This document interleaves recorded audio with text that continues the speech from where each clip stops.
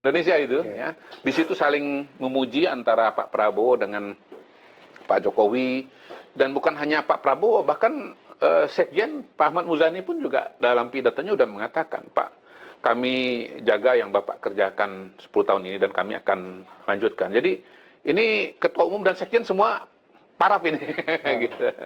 Dan pernyataan-pernyataan dari Pak Jokowi juga sangat personal, Pak Prabowo sangat sangat spesial. Pak Prabowo juga mengatakan, Pak, kalau ada yang cubit Bapak, seluruh Partai Gerindra merasa sakit. Jadi saya kira sebetulnya kalau ada sinyalemen bahwa dua orang ini retak, itu sebetulnya sinyalemen yang sangat mengada-ada.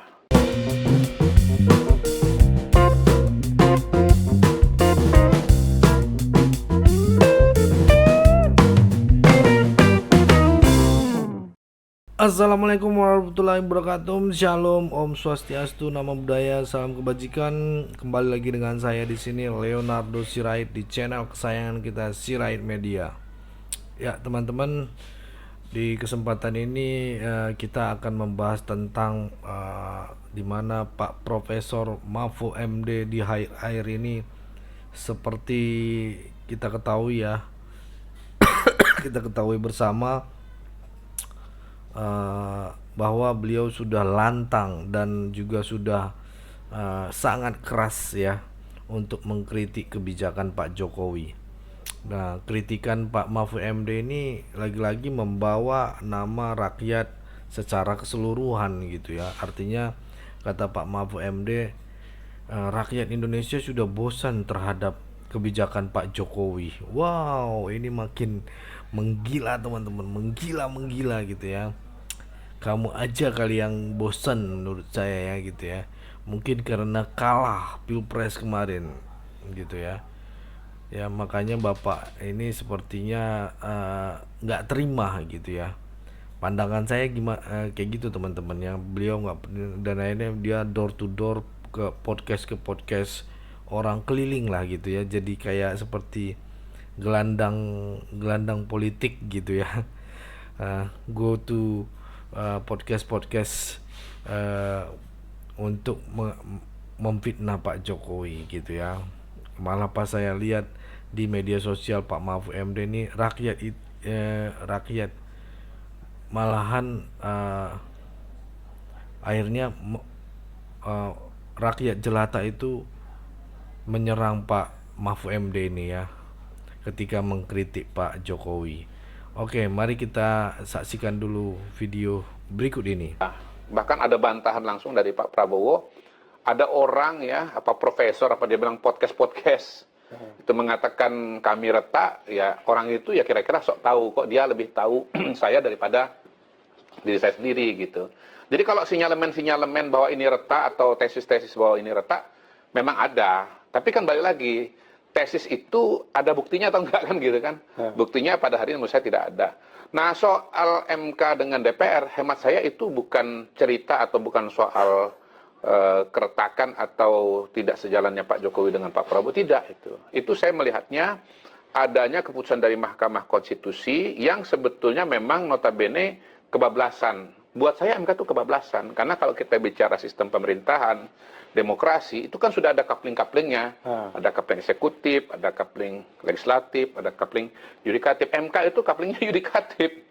Nah, legislatif itu dalam Undang-Undang Dasar 45 sudah sangat jelas wilayahnya adalah DPR bersama dengan pemerintah. Cuman memang praktek atau apa yang dilakukan oleh MK ini kan udah kadung berjalan salah kaprah sekian lama, dan akhirnya pada titik inilah kemudian itu jadi masalah gitu loh. Saya sebut jadi masalah karena apa? Ya Anda masuk ke wilayah orang gitu loh. Ketika Anda menulis pasal, bikin norma-norma ya, yang wilayahnya DPR, ya itu akan menciptakan anarki ketika DPR sebagai lembaga yang berwenang juga menulis pasal-pasal gitu. Hemat saya itu dinamika antara MK dengan DPR gitu. Bang, yang di Gerindra itu yang menarik tadi sempat Abang juga singgung soal pernyataan Pak Prabowo. Kalau Pak Jokowi yang dicubit, Gerindra yang sakit. Abang memaknai itu seperti apa? Ya, saya memaknainya bahwa Pak Prabowo itu memang sangat bela rasa kepada Pak Jokowi. Pak Prabowo itu betul-betul begitu masuk ke dalam pemerintahan mendukung Pak Jokowi sepenuhnya. Itu kita lihat misalnya pada saat COVID melanda Indonesia, Pak Prabowo termasuk orang paling depan loh, menurut saya, yang membantu penyelesaian masalah ini.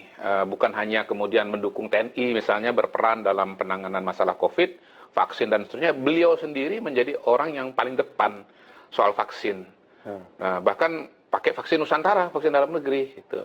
Nah, kalau beliau itu beda pendapat atau beda arah dengan Pak Jokowi, ada dua kemungkinan yang dia lakukan. Pertama, dia pidato terbuka nasional, menolak vaksin, menolak COVID gitu ya. Dan itu pasti kekacauan yang akan terjadi karena Pak Prabowo ini pendukungnya sangat besar. Yang kedua, ya minimal kalau dia nggak pidato, dia nggak mau vaksin, dia diem aja gitu. Nah, kalau itu yang terjadi, maka upaya pemulihan kita itu pasti akan terhambat. Karena upaya pemulihan Indonesia terhadap COVID itu kan dua kata kuncinya. Pertama, ikut PSBB, patuh PSBB, sehingga infeksi tidak meluas, korban tidak banyak kan. Yang kedua itu vaksinasi gitu.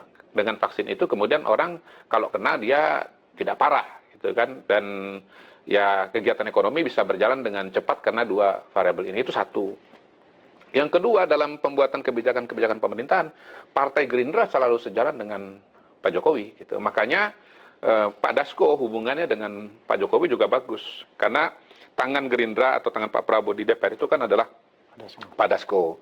Kemudian kita lihat juga bahwa Pak Prabowo itu, ini dikatakan beliau berulang kali, kenapa kami bisa sama, kenapa kami bisa sejalan? Karena kami sama-sama hatinya merah putih. Dan apa yang dikerjakan oleh Pak Jokowi itu betul-betul untuk rakyat. Beliau kerja keras untuk rakyat. Rapat 1 hari 7 kali.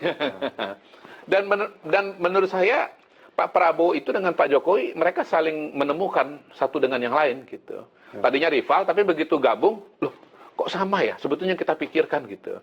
Pak Prabowo itu kan dari lama sudah pidato ya mengenai dan menulis buku tentang bagaimana kekayaan Indonesia untuk sebesar-besar kemakmuran masyarakat ya, kemakmuran negara gitu.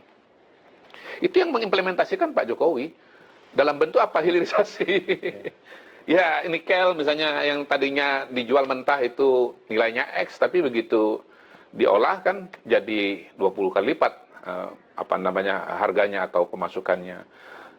Saya melihat juga Pak Jokowi melihat Pak Prabowo betul-betul komit, lalu kemudian sangat bagus dalam membawakan diri, membawakan posisi dan seterusnya. Dan Pak Prabowo sendiri juga saya hakul yakin pasti merasa bahwa kemenangan ini tidak lepas dari pengaruh atau auranya Pak Jokowi.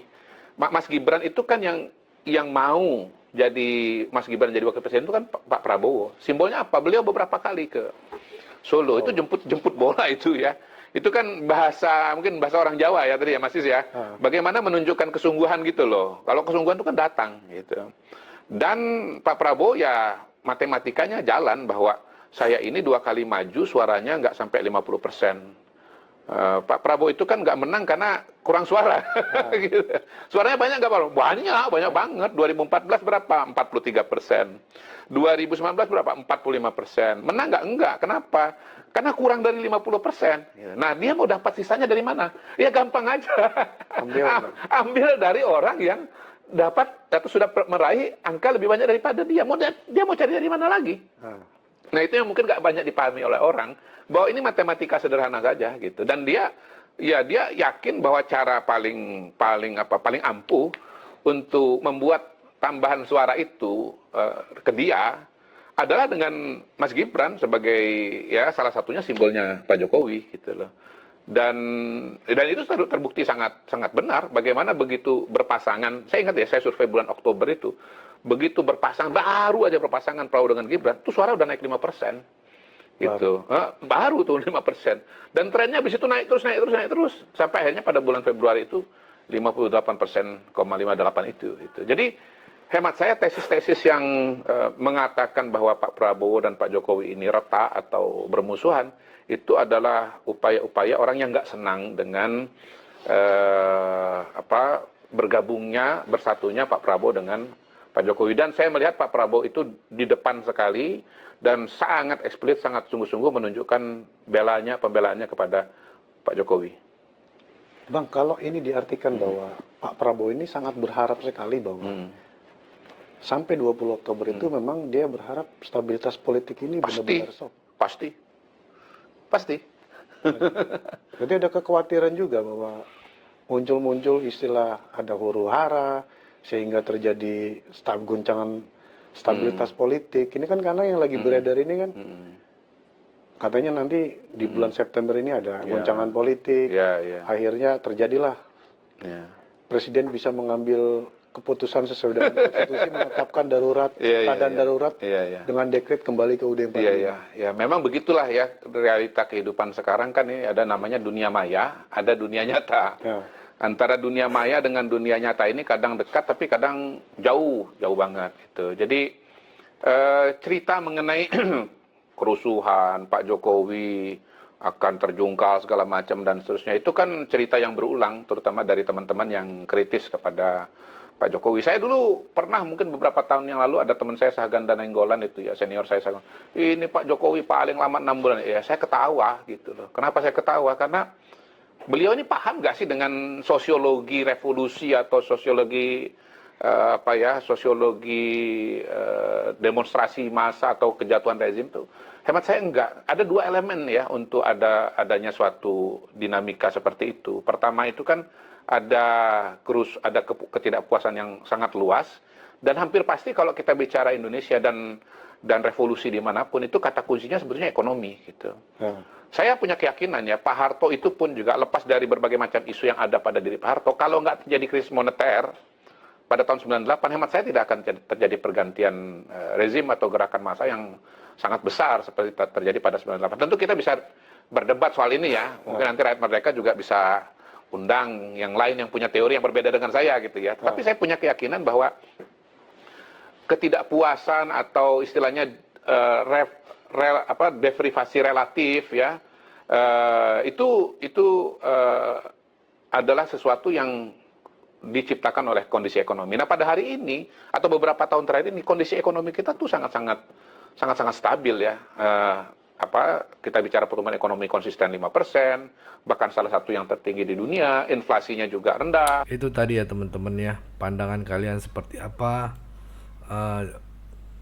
Kolom komentar saya persilahkan teman-teman, karena apa ya, ini Pak Mahfud MD ini sudah berbeda gitu ya. Saya lihat perspektif yang berbeda sebelum kita lihat yang sebelumnya dia memuji Pak Jokowi dan akhirnya sekarang malah menghujat bahkan memfitnah gitu ya. Seorang Profesor Mahfud MD ini akhirnya dikuliti habis-habisan oleh rakyat jelata gitu ya, karena membawa nama masyarakat Indonesia sudah malas gitu, padahal tidak gitu. Dia bisa mengklaim bahwa itu semuanya seluruh rakyat Indonesia. Pernyataannya dan kritikan dari Pak Mahfud MD ini nggak tepat gitu ya, dan lebih ke arah nyinyir kalau menurut saya. Tentu saja itu adalah sebenarnya hak dari beliau ya gitu ya, untuk menyampaikan aspirasi lah ya dan esensi dari apa yang disampaikan Pak Mahfud. Itu terserah dia, kembali ke dia, tapi masyarakat yang menilai gitu ya, rakyat Indonesia yang menilai gitu ya. Tetapi mungkin ada di sisi lain yang tidak diperhatikan juga gitu oleh publik. Pertanyaan saya, benarkah Pak Mahfud MD ini beberapa bulan ini atau sekarang ini semakin sering muncul di publik? Kalau jawabannya adalah iya, berarti apa yang saya sampaikan kemungkinan benar teman-teman. Kenapa ini harus kita ungkapkan ya? Karena menurut saya orang yang tampil di publik ini yang tentunya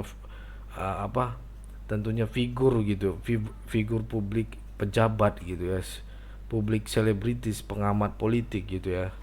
Setahu saya Pak Mahfud setelah konsisten kemarin ngomong di podcastnya Deddy Kobuser, beliau menyampaikan akan kembali mengajar kalau nggak dipakai oleh pemerintahan gitu ya. Berarti Pak Mahfud ini kembali menjadi dosen. Tentunya sebagai dosen atau beliau ini tidak akan muncul di publik kecuali memberikan pernyataan yang menyangkut publik lah gitu ya, yang menurut saya nggak ada hubungannya sama sekali dengan kedosanannya gitu ya. Tetapi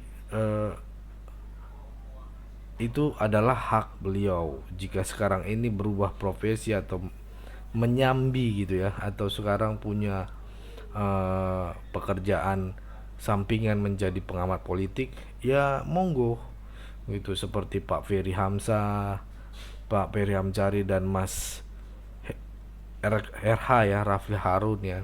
Yang menjadi pertanyaan kita sekarang ya, kenapa gitu ya, kok ganjil gitu, kenapa kok Pak Mahfud ini sekarang akhir-akhir ini muncul ke publik, apa relevansinya gitu, apa tujuannya.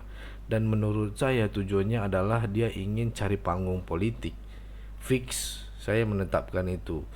Dia ingin manggung lagi gitu ya, kayaknya nggak tahan lagi gitu hidup sendiri di lingkungan akademis gitu ya, jadi tidak tersorot kamera gitu, bisa menjadi pejabat negara, menjadi menteri, kemarin cawapres kayak kan, pasti kan sering diliput media gitu.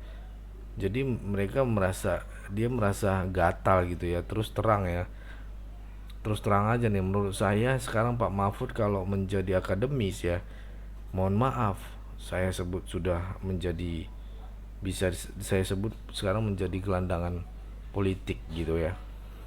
Kenapa?